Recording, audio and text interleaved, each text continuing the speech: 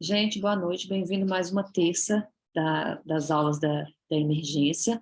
Semana passada a gente não teve, porque foi um feriado, mas a semana retrasada foi uma aula do Elier, e a gente vai continuar o mesmo tema da hemorragia digestiva alta, só que dessa vez o tema vai ser hemorragia digestiva alta varicose na emergência, e ela vai ser apresentada pelo nosso colega, Dr. Rafael Peixoto. Ele é preceptor de medicina de emergência do Odilon, ele é filho do Odilon, clínico lá pelo Odilon, e gastro pelo Life Center.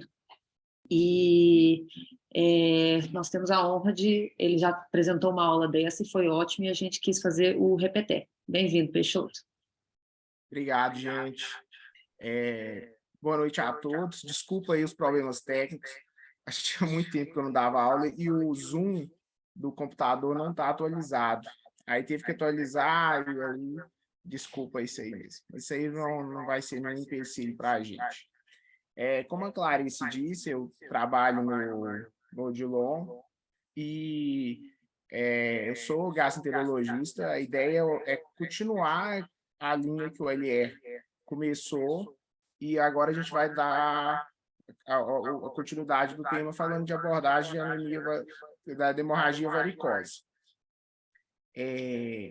Eu trabalho como gastroenterologista e sou preceptor lá da residência de clínica e medicina de emergência. Por que a gente tem que falar desse tema? A primeira coisa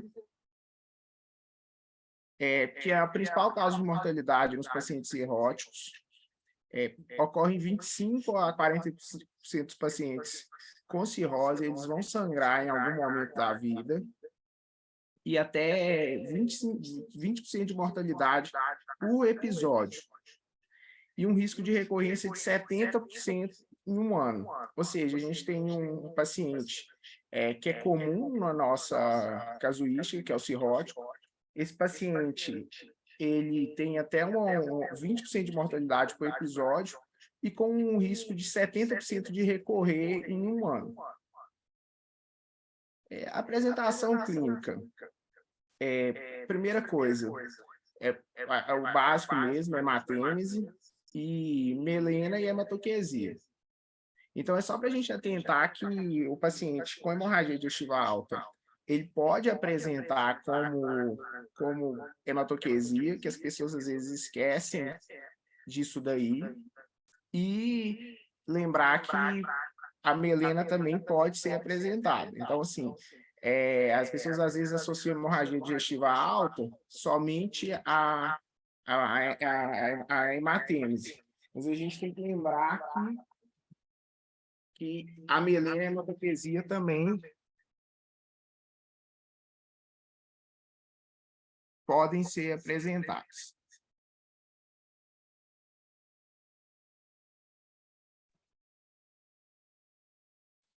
Eu vou tentar falar pelo celular.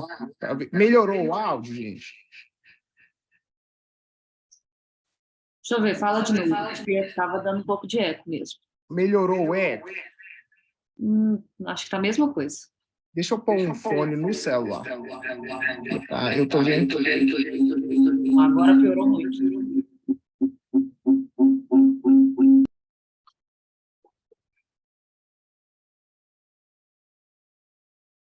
Eu vou continuar pelo computador mesmo, mas assim, eu acho que o eco, teoricamente, teria que tirar com fone mesmo. Então, continuando aqui. E como a gente vai conduzir essa hemorragia varicosa na nossa emergência? Onde vai ser essa condução? A primeira coisa é que é sempre na sala de emergência ou em terapia intensiva. O paciente que sangra, ele tem que ser conduzido em sala de emergência ou terapia intensiva. Então, a gente tem que ter esse cuidado, porque o paciente vai ser monitorizado, ele tem que estar num ambiente controlado, e muitas vezes a gente não pode menosprezar os sintomas do doente. Então, às vezes, aquele paciente que o pessoal da amarela fala, ele teve uma hemorragia, mas está estável, posso manter ele na sala amarela? Não. Esse paciente vai ter que ser conduzido na sala vermelha ou em leito de CTI.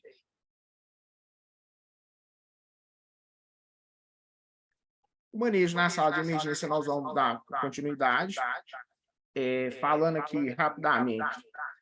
Um fluxograma do up-to-date, que ele deixa claro, primeiramente, o manejo inicial é a questão hemodinâmica, então a gente tem que ver a estabilidade hemodinâmica do paciente. E segunda coisa, a estratégia de transfusão, que nós vamos abordar mais para frente. Então, a meta tem que ser uma hemoglobina de 7. E lembrar que é um paciente cirrótico, então a profilaxia com antibióticos. E iniciar drogas vasoativas. No caso do Odilon-Beres, a gente tem opioide. A gente não faz uso de terlipressina, vasopressina. E o que a gente vai discutir é a questão da endoscopia em 12 horas. Então, não é uma endoscopia imediata. Essa questão a gente o ONR abordou na outra reunião, que no caso do paciente que ele não é cirrótico, a gente tem um tempo maior.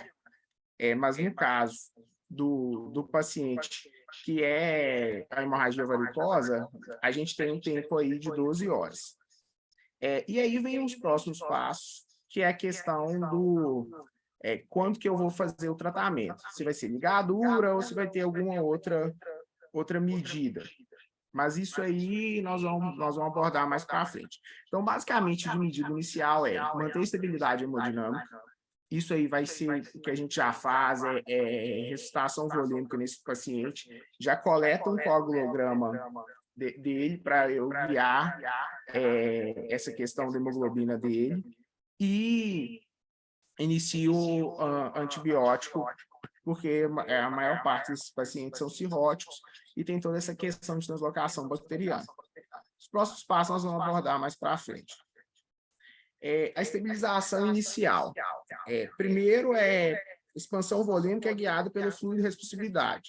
Isso aí, qualquer doente, a gente vai guiar pelos parâmetros de fluido de responsabilidade. Então, eu vou fazer volume, mas lembrar que vai ter um limite desse doente. Então, a gente no Odilon guia muito pelo ultrassom, então vou guiando pelo ultrassom e eu já vou solicitar a hemotransfusão. Então, a hemoglobina alva, a hemoglobina de 7. Lembrando que pacientes com doença arterial coronariana com sangramento ou sangramento ativo, essa meta varia, 8, 9. E os pacientes instáveis eu vou guiar de acordo com o parâmetro hemodinâmico. Às vezes eu vou ser um pouco mais liberal com essa transfusão.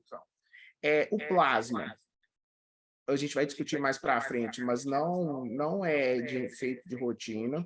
Então, eu vou deixar esse reserva para os pacientes que vão precisar de protocolo de transfusão maciça. Nós vamos discutir isso mais para frente. E plaqueta também eu vou pedir reserva, mas eu só vou fazer se tiver mais de 50, uma plaqueta menor que 50 mil e sangramento ativo. Então, não faz sentido também de fazer de rotina plasma e plaqueta. Isso aí a gente vê ainda alguns colegas mais velhos, principalmente, às vezes fazendo de rotina, mas não tem evidência na literatura que suporte. O manejo de hemocomponentes no cirrótico. Alguns colegas, talvez, presenciaram a aula passada, foi ano passado, a gente fez essa mesma dobradinha com ele. A gente teve até o privilégio de participar, de ter a presença da Ana Virgínia, do Banco de Sangue, e aí foi muito interessante essa discussão com eles, exatamente que a hemato e a H são bem convergentes. O perfil de paciente cirrótico, antigamente, acreditava que eles eram pacientes que teriam uma chance de sangrar maior por causa de alteração de prova de coagulação. Mas hoje, os estudos mostram que esse paciente, na verdade, ele é protrombótico. Então, eles têm muito mais chance de ter trombose, apesar de ter, às vezes, um RNI alargado, outras provas de coagulação alteradas. Uma questão muito interessante é que esse RNI, então, passa a ser um RNI falseado.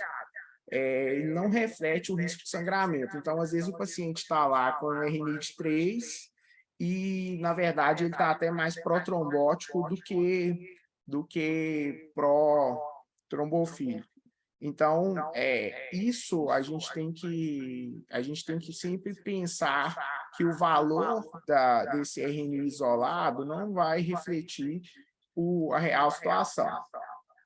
No mundo ideal, a gente usaria o tromboelastograma, que não é a nossa realidade. Então, se o paciente está sintomático, eu pego um cirrótico lá com RNI de 4, um plaquetopênico, eu não vou pensar em adotar alguma medida, não vou fazer ali plasma, não vou fazer transfusão de plaqueta, e só por esses valores. E lembrar, uma coisa que eu sempre falo nas discussões, é o paciente está sangrando, não é porque ele está com coagulopatia, ele está sangrando porque ele tem hipertensão portal. Então, lembrar que as varizes são secundárias à hipertensão portal e não é por causa dessa coagulopatia. Então, se eu fornecer mais volume para ele, eu vou estar aumentando a pressão portal, consequentemente aumentando o fluxo de sangue nas varizes e, consequentemente, aumentando o sangramento. O segundo ponto é sobre controlar outros fatores de risco para sangramento. Então, infecção está associada ao aumento de sangramento, a disfunção renal, né? Às vezes a pessoa está usando alguma droga nefrotóxica, e evitar a sobrecarga volêmica. Isso aí a gente já falou, né? Então, guiar esse paciente, o volume dele por metas de fluidorestristividade e suspender anticoagulante plaquetário. Então, ter esse cuidado aí de verificar se não tem uma enoxaparina sobrando ali, se não tem um AS ou um clopidogrel. E aí vem os hemocomponentes. Primeira questão, a concentrado de hemácias. A gente vai transfundir se hemoglobina menor que 7 no paciente comum geral, né? Claro que há as exceções, principalmente os pacientes coronariopatas, e lembrado que a gente falou, cuidado com o excesso de volume. Então, se eu estou aumentando o sangramento, eu estou aumentando a pressão portal dele. Então, ele vai ter mais sangramento.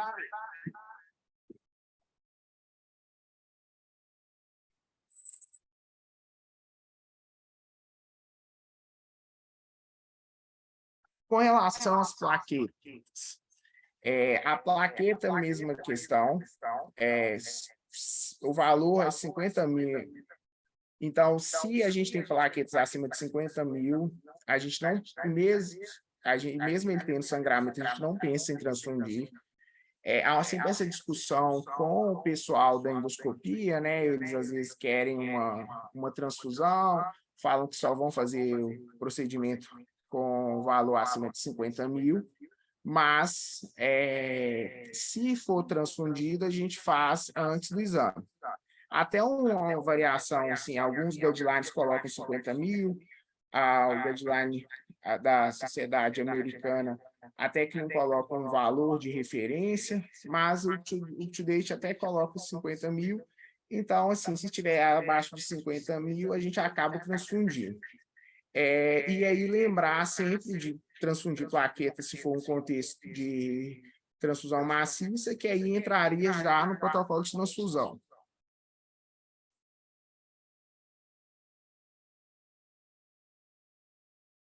O plasma fresco. Não é recomendado realizar de rotina. A gente não transfunde somente por ter um RNI alargado. A gente vai fazer, se for em protocolo de transfusão maciça, e caso a caso. Às vezes o paciente também está refratário a todas as outras medidas, porque o que acontece? Isso aí, eles colocaram, tem até uma corte que eles compararam o uso de plasma com não usar. O que aconteceu? O uso de plasma não modificou a mortalidade e, pelo contrário, aumentou a taxa de ressangramento. Então, o que isso quer dizer? Quer dizer que eu estou dando mais volume, aumentando pressão portal e, com isso, aumentando o sangramento. Isso já está até na recomendação do Baveno. O Baveno é um consenso de hipertensão portal, que é a grande referência assim, da gastroenterologia. Ele deixa claro que nos episódios de hemorragia varicosa, o plasma não é recomendado por toda essa questão de sobrecarga volêmica E não tem evidência de também ficar dosando fibrinogênio e essa questão de ficar tentando guiar a correção da taxa de plaquetas, mas que caso a caso pode ser discutido. Óbvio que o paciente cirrótico pode fazer CIVD, então, assim, isso é no geral. Então, o fibrinogênio, a dosagem dele no geral não é recomendada, mas se esse paciente eu estou achando que ele está fazendo CIVD, eu vou fazer o manejo normal dele. O tratamento farmacológico. Lembrar que no Odilon a gente tem o Cleotide, que esses medicamentos são vasoativos, eles atuam gerando uma vasoconstrição esplânica e, com isso, diminuindo o fluxo sanguíneo portal. Ela deve ser iniciada em todos os pacientes com suspeita ou confirmado de varizes. Então, no Odilon, a gente vê muito, realmente, os pacientes com hemorragia digestiva, etilista pesado, estigma de hepatopatia. Então, acaba que a gente tem que iniciar o Creotide, que é a droga disponível. 2 a 5 dias de tratamento, não tem um número certo, pelo menos 2 dias. E o Creotide a gente faz um bolo de 50 microgramas e mantém depois 50 microgramas contínuos. Somatostatina, terlipressina, a infusão é um pouco diferente, mas não é o que a gente tem na rotina, e mesmo os outros hospitais de Belo Horizonte é o Creotide, que é a droga padrão. Agora vem alguns pontos para a gente discutir. O Baveno 7 já traz a questão da intubação antes da endoscopia. Então, se eu tenho um paciente com hematêmese ativa, ou se ele tem um rebaixamento sensório, eu tenho que fazer uma intubação antes. Por quê? Porque se mesmo que ele esteja em Glasgow 15, mas se ele está tendo hematêmese, na hora que o colega endoscopista for fazer o procedimento, se ele tiver um sangramento no momento, vai ser uma via aérea crash e eu vou ter grandes chances de ter complicações, inclusive pacientes podem evoluir para óbito. Então, a recomendação é que a gente faça essa intubação antes da endoscopia, e igual como se fosse um procedimento, não digo ambulatorial, mas no bloco mesmo, explico para o paciente, olha, você vai ter que ser entubado, e monitorizo, intubo, faz o exame, mesmo se não precisou de ligar, não tem sangramento, estubo ele logo depois, se tiver condições. Uma outra questão, o ácido tranexâmico não está recomendado. Na verdade, os estudos com ácido tranexâmico, na verdade, não diminuíram sangramento ou mortalidade e aumentaram a incidência de trombose. Então, a gente não usa transamin para hemorragia digestiva alta. Já vi fazer em alguns outros hospitais, não no Odilon Beres, alguns outros colegas que ainda têm esse conceito errôneo. E lembrar do antibiótico profilaxia. Não é só o paciente que tem ascite. O paciente cirrótico, ele transloca facilmente. Então, eu estou fazendo antibiótico terapia profilática para todas as infecções. Então, assim, é mandatório ele receber ceftrexona 1 grama por 7 dias. Ou quinolona, quando o paciente ele vai receber droga venosa, a gente acaba utilizando ceftrexona mesmo. E aí, por fim, a endoscopia. O LE talvez até utilizou esse slide que a gente fez essa aula no conjunto.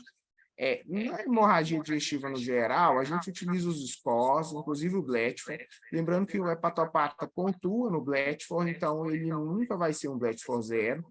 E aí, no geral, no sangue, na hemorragia digestiva, pode ser 24 horas. Mas e aí, se for varicoso? Se eu estou com suspeita de varicoso? O pessoal já estudou muito isso para tentar achar um conceito, e eles viram que os pacientes que têm suspeita de sangramento varicoso têm que ser dentro de 12 horas, ou, se tiver instabilidade, o mais breve possível.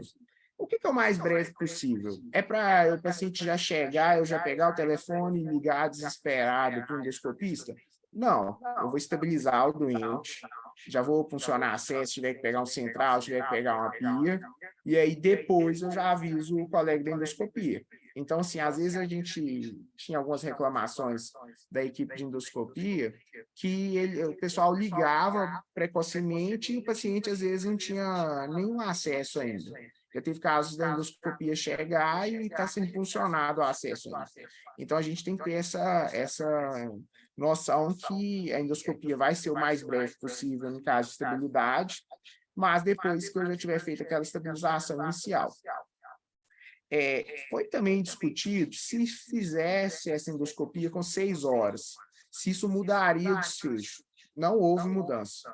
Então, assim, o tempo que ficou definido para pacientes com hemorragia digestiva varicosa foi de 12 horas. Lembrando que para hemorragia ulcerosa são 24 horas. Isso aí, então, só para reforçar, 12 horas nas suspeitas de hemorragia varicosa, e o mais breve possível sem estabilidade. No Odilon BR, a gente tem serviço de endoscopia 24 horas, no Odilon, né, os pacientes da UPA descem, então a gente acaba acionando e, no geral, consegue. A gente até que tem uma relação boa com a equipe de endoscopia, mudou, mas a equipe mudou, mas no geral a gente passa os casos e isso é tranquilo, de conseguir essa endoscopia no mais breve possível.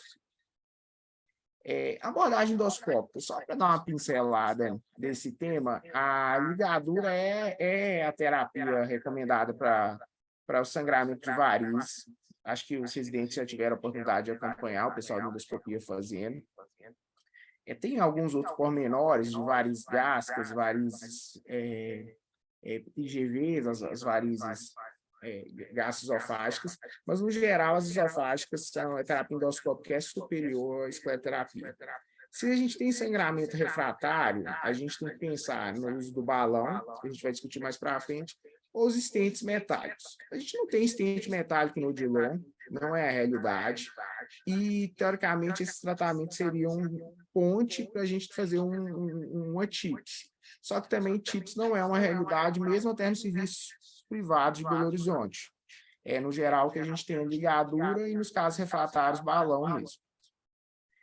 Isso é só para deixar claro, os europeus eles usam muito o TIPS, mas não é a realidade nossa. Então, se os pacientes eles têm sangramento de varizes, de esôfago, varizes gástricas, e que se fossem cirróticos, um child maior que B7 e menor que C14, com sangramento ativo, isso aí seria um gradiente de pressão portal maior que 20, a gente nem mensura de rotina, mas isso em serviço de referência, Barcelona mesmo, todo paciente cirrótico, se em admissão no hospital, eles mensuram o gradiente portal. A gente teria que fazer esse tipo, mas na prática isso não é a nossa realidade, mas é só para a gente não deixar também de perder as melhores referências. Algumas imagens aqui, só para quem nunca chegou a ver, que a gente tem as varizes gástricas sendo ligadas, e depois de uma semana, o poto cai e você forma essa úlcera. No caso das varizes gástricas, a gente tem que fazer cianocrilato, né? Então, as injeções de cianocrilato, que também, não sei se vocês já acompanharam o pessoal fazendo, no Odilon, na verdade, estava até em falta. O pessoal estava fazendo mais, era só adrenalina mesmo. Aqui mais uma imagem de varizes esofágicas de pequeno, médio e grosso calibre, só para ver que é de acordo com o tanto que vai ocupar da luz, e a imagem da gastropatia da hipertensão porta. Então, a gente vê assim, esse aspecto em mosaico e esses pequenos sinais de sangramento. Lembrar que o paciente que ele tem gastropatia da hipertensão porta, ele tem que receber droga vasoativa, porque, na verdade, ele também está com um aumento de pressão portal. E agora o balão esôfago gástrico. O balão esôfago gástrico, esse dispositivo que está demonstrado abaixo, ele é uma terapia de ponte em pacientes que continuam sangrando. No Odilon, é algo que é relativamente comum a gente ver sendo feito o balão.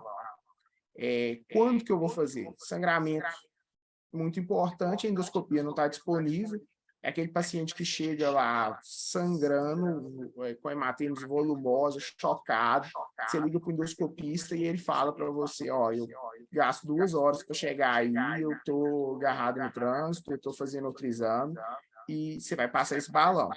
ou então, quando eu não consigo controlar esse sangramento da endoscopia como uma terapia de ponte, a gente não tem TIPS no Odilon, cirurgia, nós vamos discutir mais para frente, não está tanto na nossa realidade, mas a gente tenta como medida heróica. Tentei endoscopia, não consegui. Eu passo o balão e espero. Qual é o tempo que esse balão fica? Em média, 24 horas. Tem casos que a literatura fala 24, 48 horas, mas é o ideal que não passe desse tempo por causa do risco de necrose esofágica e outras complicações. E quem passa? É o médico com treinamento. No Odilon, o pessoal da cirurgia passa, o pessoal da emergência. Então, assim, não é o endoscopista que passa o balão, é um médico que tiver treinamento. E vocês vão ter a oportunidade de ver passando, esses dias mesmo antes de entrar de férias, o Miguel passou um balão. Então, não é exclusivo da endoscopia, não é exclusivo da cirurgia. A gente tem que lembrar que ele tem uma alta taxa de ressangramento, até 50%. Eu tenho que entubar esse paciente antes, para evitar a aspiração, e eu tenho risco de lesão esofagiana de ruptura. Então, é um tratamento de ponte ou uma medida heróica, assim. A gente está com a refratariedade, se a gente não para de sangrar, você acaba tentando o balão. Esse aqui é só demonstrando ele, as vias. Tem vários vídeos no YouTube, é mais fácil de vocês acompanharem por vídeos, mas basicamente você vai colocar ele tem o balão esofágico, o balão gástrico, você vai preencher ele e vai tracionar. Outra questão que a gente não tem também é os stents. Em alguns serviços privados, a gente tem stents metálicos que são autodisparados, que eles têm menor complicação que os balões, mas também não é nossa realidade. E aí, quando que eu vou acionar a cirurgia? Sempre uma questão que surge, o paciente continua sangrando, e eu vou chamar já o cirurgião, como que é isso? Foi muito estudado antes do advento das terapias endoscópicas, as cirurgias eram muito mais frequentes. Se faz cirurgias de derivação ali, desconexão, seja asgo portal, seja desconexão, a cirurgia de Warren, outras que você tem desconexões seletivas, a ideia é desviar fluxo do portal para você diminuir ali o sangramento. Só que o que acontece? Essas cirurgias têm uma taxa de mortalidade muito elevada, e na última reunião que a gente apresentou, o Clínis, que era até diretor do Odilon, falou uma coisa interessante. Os novos cirurgiões não são preparados para fazer esse tipo de cirurgia. Isso não é mais do dia a dia do cirurgião. Então, a gente tem uma equipe que não tem mais know-how nessa cirurgia de emergência. Confesso que eu nunca vi. No meu período aí de Odilon, que é referência de hemorragia digestiva na cidade, na minha residência de gastro, eu nunca vi nenhuma cirurgia de emergência. Mas a gente tem que sempre saber que existe e que a gente tem que deixar a equipe de cirurgia pelo menos ciente. E tem essa questão do TIPS, mas na nossa realidade também a gente não tem TIPS. E basicamente é isso, pessoal. Desculpa pelo áudio aí, eu até tentei abrir a janela aqui, mas eu estou sem fone. Peço desculpa pelo áudio. Mas a ideia basicamente é essa, dar uma pincelada para a gente abrir agora para discussão e para ter as perguntas que forem surgindo. Obrigado.